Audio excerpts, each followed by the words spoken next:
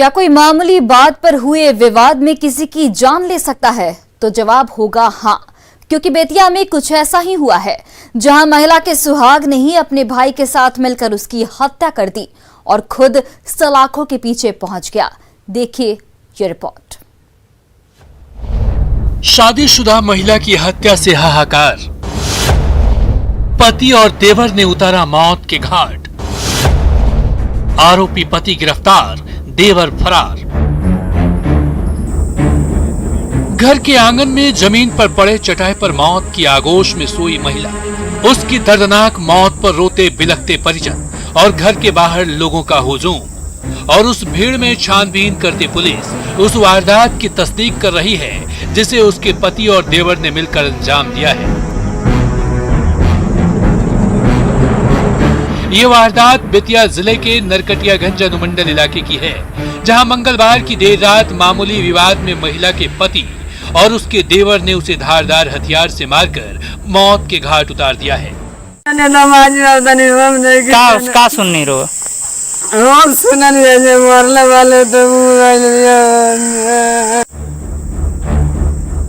शिकारपुर थाना क्षेत्र के परसी गांव में शैतानों ने इस वारदात को उस वक्त अंजाम दिया है जब मंगलवार की देर रात महिला घर में अकेली थी। उसी दौरान पति से किसी बात को लेकर दोनों के बीच कहासुनी हुई। बात इतनी बिगड़ गई कि पति आग बबूला हो गया, उसके सिर पर खून सवार हो गया। महिला जब तक कुछ समझ पाती तब तक पति ने उस पर धारदार हथियार से वार कर दिया,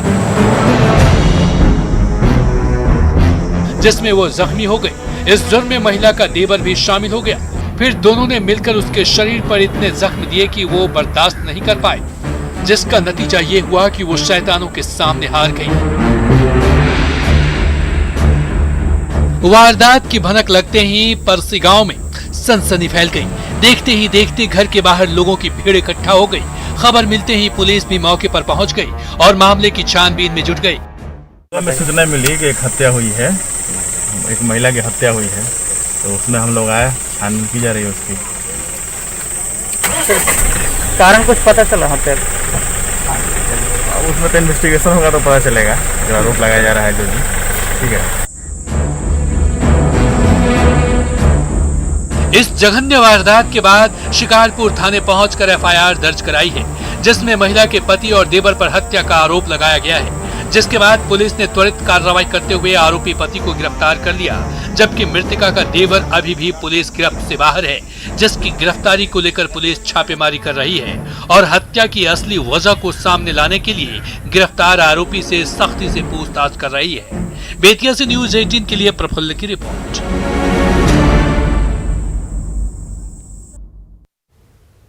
मुजफ्फरपुर में बैंक गार्ड और चौकीदार की तत्परता से लुटेरों की नापाक साजिश नाकाम हो गई। मनियारी के सोनवर्षा पंजाब नेशनल बैंक को लूटने की कोशिश लुटेरों ने की थी, लेकिन ऐन वक्त पर इन दोनों ने सायरन बजा दिया।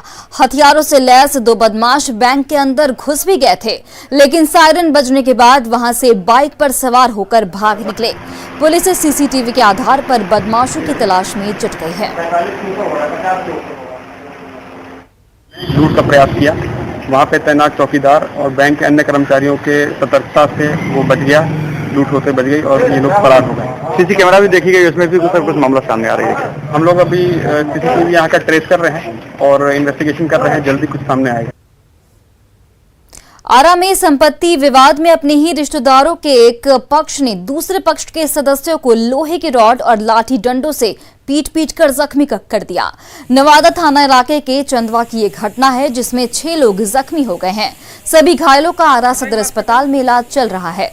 पीड़ित परिवार ने 11 लोगों के खिलाफ नवादा थाने में शिकायत दर्ज कराई है। हमरा के मार लोग बहुत बुरी तरह। कहाँ से मारल लोग? लोहा के रॉड से फसली चलाओ लोग कहीं कट गई, लाठी से ईंट पत्थर चला के मारल। पूरा परिवार के हमारे।